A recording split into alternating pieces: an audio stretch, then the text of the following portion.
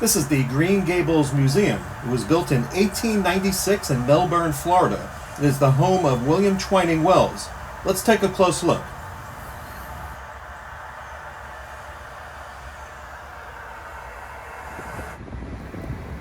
Green Gables was designed in the Queen Anne style in 1896 as a winter residence for William Twining Wells and his family.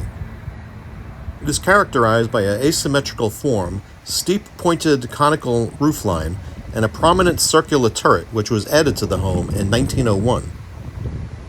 The exterior also features an octagonal porch that wraps around three sides of the house.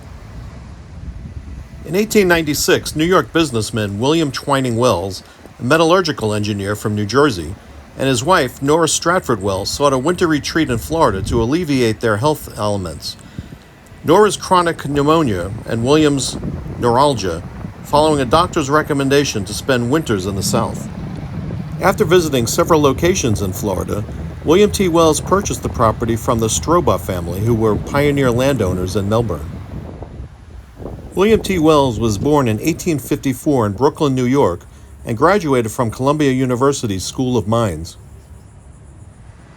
Wells formed the Rustless Iron Company to design a method of treating iron pipes to eliminate the rustiness in the water, and amassed wealth through these patented rustless iron process for plumbing pipes, which he applied to enhance the public health infrastructure in the New York City area. Wells' wife, Nora, was the niece of Leland Stanford, one of the wealthiest men in America and the founder of Stanford University. Together, William and Nora raised their three children, Stanford, Gladys, and Hugh, at the home during the winter months, typically from November through May. The Wells family's influence profoundly shaped Melbourne through philanthropy in education, arts, and literacy. Wells built the first high school in Melbourne, known as Education Hall, and provided for the payment of the teacher's salary. Nora established Melbourne's first library. Wells and his wife also built the first Melbourne Theatre for performances and hosted annual Chautauqua events. This is the main parlor. The room was designed for formal entertaining. Later in life, in 1927, Wells donated 35 acres of land for a local park named Wells Park on East Hibiscus Boulevard. Following William's death in 1930 and Nora's in 1933, the home remained in the possession of his children, with son Stanford and his wife Pearl residing there until 1971, and relatives occupying the home until 1987. The interior of the 12-room home features original heart pine flooring.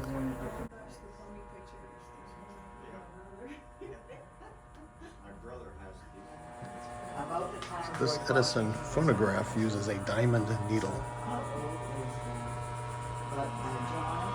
This is the reception room. It features the main stairway and is adorned with an ornate hand-carved teak fretwood screen from India.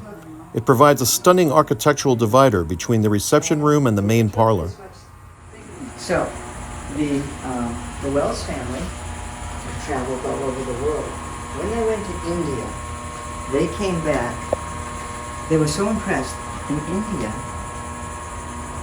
all the cabinetry these were the doors to the cabinetry. This is called the reception room, and they had laundry, cooking.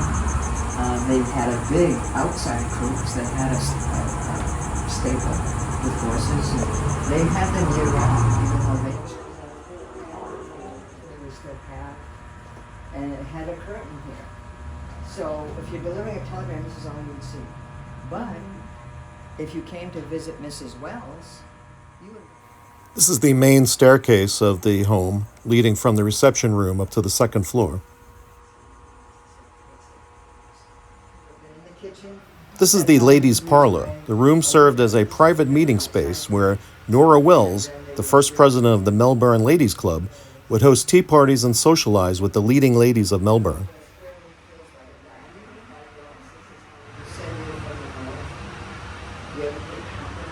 This is William's actual mirror desk. It's the exact thing on the other side where two people can sit and the drawers each pull out. So he's founded this company, and now he was a millionaire. But that So this iron plate was covered with his invention, the rustless This was black coating. oxide coating that was baked on. So he would bring that plate to people to say, this is what you'd be buying. This is the pipes that you would be buying. This is the library or study where William Wells conducted business and managed local community affairs. At times, the room also functioned as a gentleman's parlor, adjacent to the ladies' parlor.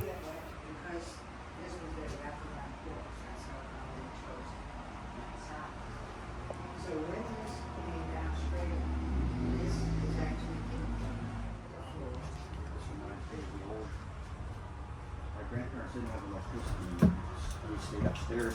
They had a back stairway to go down, and outside the back stairway, that's where the porch was. Oh, yes, yeah, sure. The night pod. Yeah. So see how this was open? This was part of Oh, the yeah. breezeway, and that wall wasn't there either, so the breeze would just come right straight through. Wow.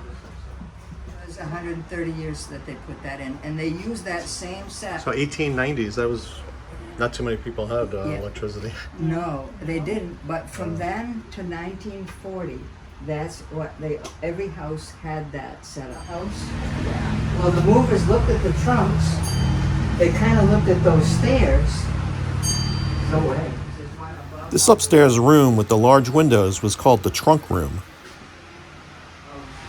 Fuse 3. These are original shelves to the house.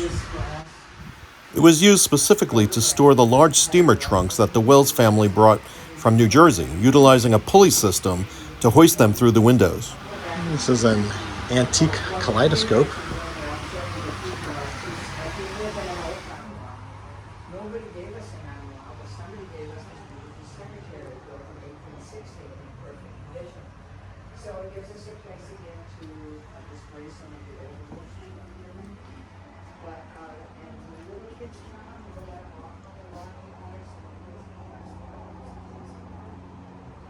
how do you know? I know from the 1800s. How do you know? You look at the frame. Can you see these holes in the frame? Yeah. And they go all the way around those holes. And that's for the ropes. So they would string the ropes. That was the foundation for the mattress. So that's how we know this is authentic. But when you hold it up to your eyes, go ahead and hold it up to your eyes. Oh yeah, it's in 3D. It pops Yeah. right out. You gotta take your glasses off to really enjoy it. Then I won't see it. These are, I have one of Niagara Falls in here.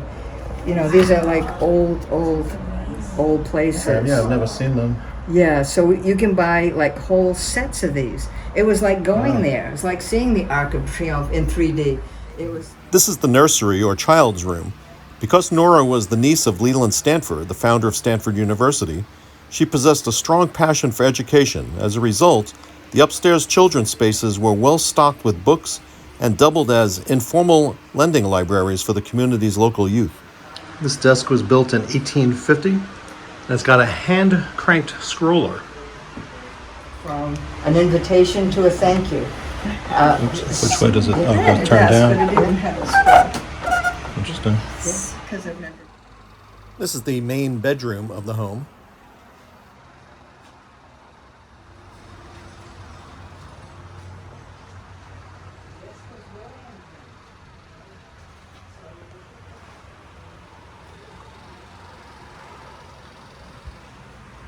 This was their last addition. So when Nora first came and was mortified because her bedroom ended.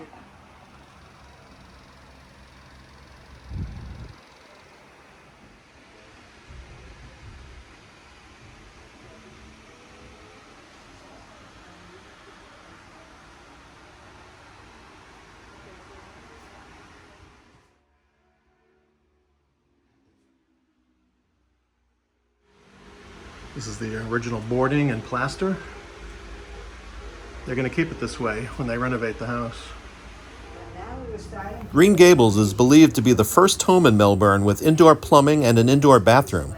It was also one of the first homes in Melbourne to have electricity. Let's not put a bed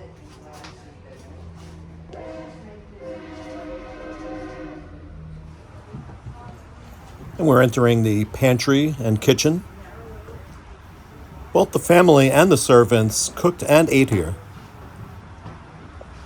The The historic wood-burning stove was used by the family and servants for cooking and sits between the room's two windows. The original door to the family's vintage ice box also remains intact. So 2 doors down was the ice plant. Now right here at the window on US 1 was their stable. So it had an entrance here off US 1 and an entrance on this little road on the side that he built. So the Iceman would come down US 1, go behind the stable. There was a door just like this on the other side and the box in between. And he put his chunk of ice. How many people still have an ice box door in their house? Right straight here. Oh, okay. Yeah. Would So you these like- lavender cookies are a recipe from the the... 1800s, Okay. and they're homemade. So if you'd like to just try one, I will. Would you like to have? Okay. I'm going to try this old-fashioned lavender cookie. Delicious. They don't make them like this anymore. That's the It's very chewy. It's very good. Gee, we need to put this on Right. our Facebook page.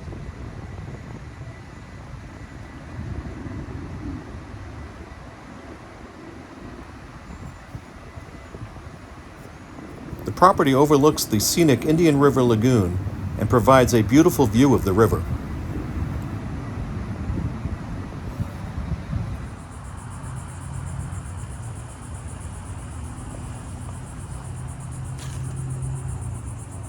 This was the original well on the property, and it was waist deep. Some of the children learned how to swim here. If you enjoyed this trip to Green Gables, please click like, subscribe to our channel, and we will see you on our next adventure.